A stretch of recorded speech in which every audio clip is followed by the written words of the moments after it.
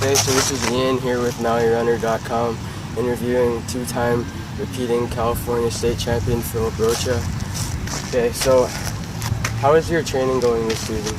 This season, it's a little shaky to do with like college visits and stuff like that, but just really focusing on consistency right now, not trying to kill myself in certain workouts, because at the end of the season, that's the point where I want to perform my best. So that means being patient with my training, focusing on consistency, and just taking my time with the training, just focusing on aerobic capacity and aerobic endurance, nothing of the anaerobic aspect. But yeah, it's going great so far, so I feel like I'm going to be able to have the base I need to going into the end of the season. So with like two state championships under your belt, when you're heading into the second one, did you think that you were going to win? Well, obviously I was the big favorite, but I came into the final, into my second state championship, more scared than I was my first time, because obviously Robert Brandt was going to be my competition in the first year, and I beat him at Mount Sac. I had considerable margins of victory at CIF finals, but for instance this year with Eduardo Herrera, he was running fast. He just ran 15 flat for Woodward Park, by himself virtually. So I knew that he was going to run under 1450. So I was obviously a lot more challenged. He pushed me to a great time, but I think that it was a little more tactical race, and I think we both could have ran faster had it gone out faster, had there'd be someone else to push with us two. But I think overall it was great. There was a lot of pressure on me, but I think I handled it pretty well and performed to my expectations. How are you feeling like heading into that? What was it, the Mount Sac invite, when you Mount Sac invite, ran, you're 14:24, you're off the course record by 1 second. Yeah. Do you think you could have pushed a little bit harder and gotten that, or you at the end? Well, there's a lot of things that go into the race. There's some issues going on with my home life that caused me to lose a lot of sleep, and so I wasn't feeling great going into that race. And then the day of the race, I went through my procedural warm-up, I shook everything off, and then at the start of the race, this guy, has his Gatorade cup and he's holding it, throws it down in front of me, and then I slip on that cup. I literally step on it, slip, fall down, almost tumble on my knees. I get back up, I'm like, whatever. I go out, run the first 400 in 62 seconds, something like that, because I was mad. I was like, oh, I just lost 2 seconds or whatever. And then I come through the mile at about 4:35, 4:34, a lot faster than I hoped. I hoped to come somewhere around 4:38, and I was on pace to break the record up until the bottom of Reservoir, just because I went out so fast. When you run by yourself and there's pretty much no one to contest you, you kind of lose a little bit of motivation, to keep the pace honest. But I think that on the day where I would have had Eduardo Herrera, who was supposed to be in that race, he was unfortunately taking an academic test. So if he was there, then obviously I think both of us would have definitely ran under the record. I think I would have been able to break 14:20, because at that time my training pretty much predicted that, and then I think Eduardo could have been somewhere around that range too. So, but I raced all out. I stated my case that I don't think that the record's hard. A lot of people, there's a lot of controversy going on that, but I figured that if Edward Cheserek, Herman Fernandez, Drew Hunter, for instance, ran on that course, Edward Cheserek probably would have ran somewhere around 14:10 for the course record. So a lot of people, they have tunnel vision and don't see the big picture, like how if other runners ran on that course, it can be a lot faster.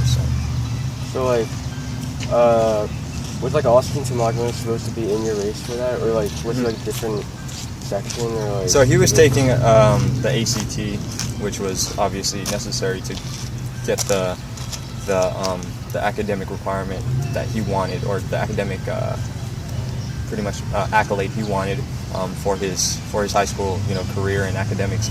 So he was supposed to be in that race, and I felt that we could have pushed each other, and that record would have gone down like easily. I think it would, if we both were on that line, the record would have been set already, like under 14:20 for sure. Which one of you guys would have won, you think? My training at that time was going really strong. I was running real well at that point. I think that was like the strong point of my season, and I was just feeling good that day, even though there's a lot going on before then, and I went out fast. I still felt really strong. I think that if I had a competition going into the last 400, I think that record would have gotten down too. So like you've like consistently ran under 15 minutes the whole season. At what was it, the Stanford invite, you ran 14:32, and then at the other one, I forgot which one it was, you ran 3 miles in like 13:57. Oh yeah, that was league finals right here in this park. You're like the only person in like the whole country to like go under 14 in like an Well, no, John race. Davis ran a 3 mile 13:59. That was the state championships. But I ran that race pretty weird. I was feeling lethargic that day. I didn't feel that good, but I must have been feeling good because when you're not feeling good, you figured, okay, if I want to run this certain pace and I'm not feeling good, I have to push harder to run that pace, right? Yeah. So I overshot it and I ran 2:08 for the first 800.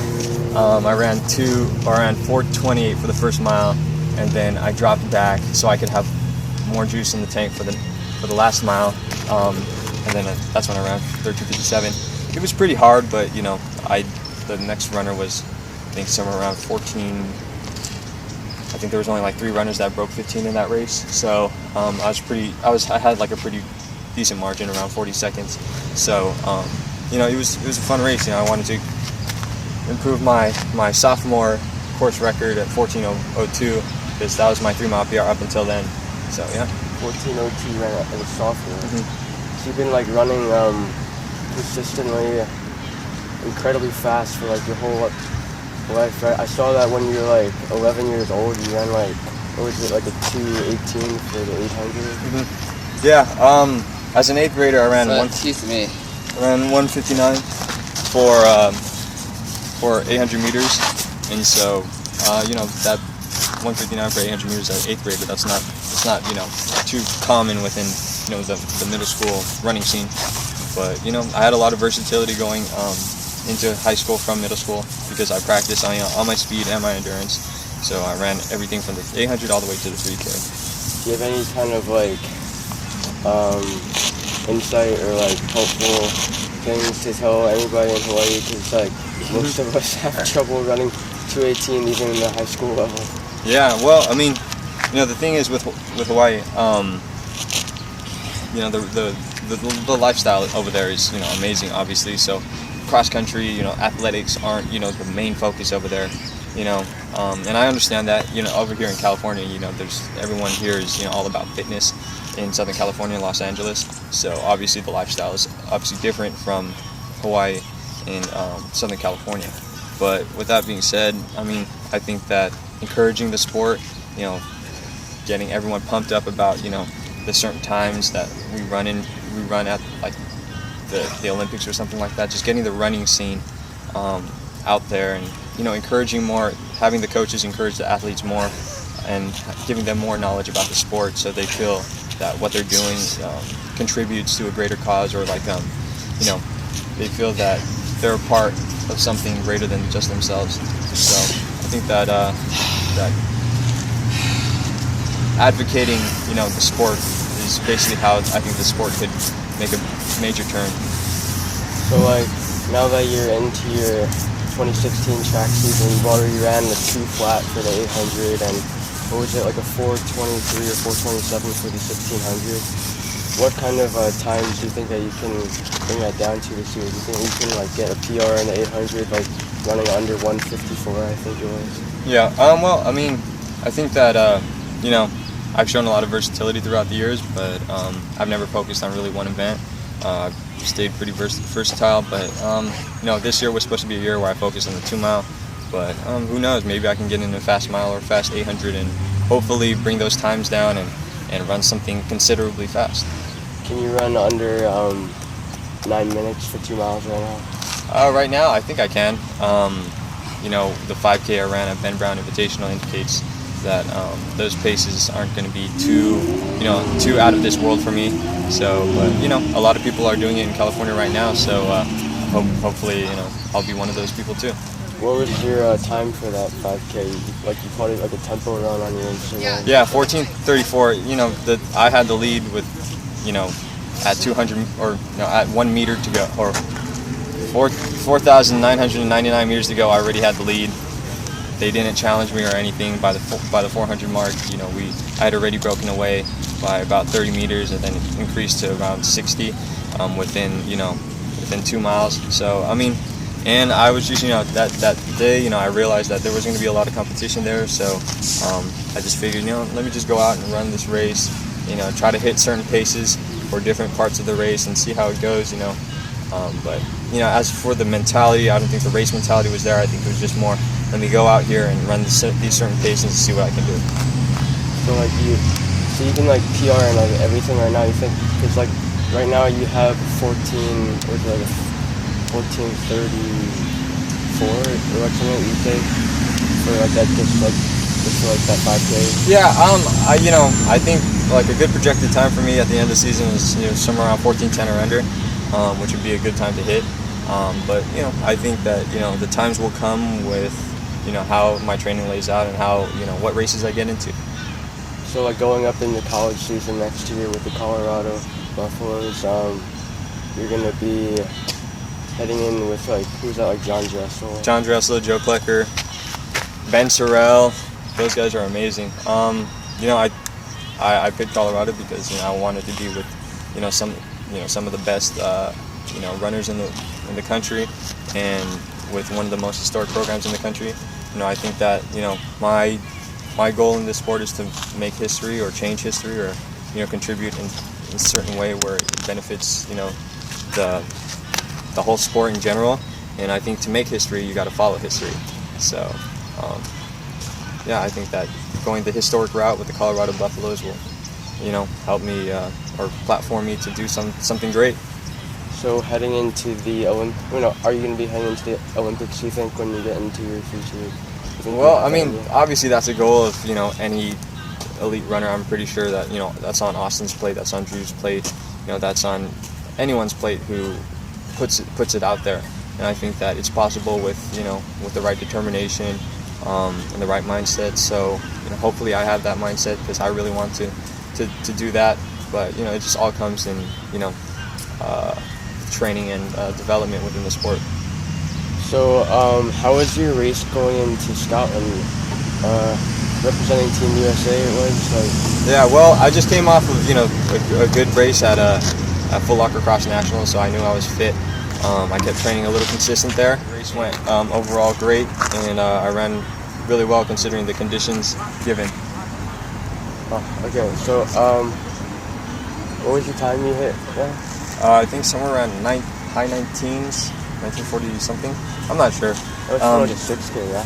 Yeah, it was a 6K. It was, it wasn't about time on that course because obviously it was horrible conditions in terms of, the terrain that we were running on. But, I think that is a great race. Wait, what place did you get? Because you came in top US, right? Yeah, 5th. Yeah, so looking into this next track season, do you think you can represent Team USA at the Outdoor Juniors? Yeah. Well, that was the plan, but it depends on my aspirations for going into my first collegiate cross country season. If that's gonna string along too far into my cross training, then probably not. Thanks a lot for this interview. Yeah, no problem.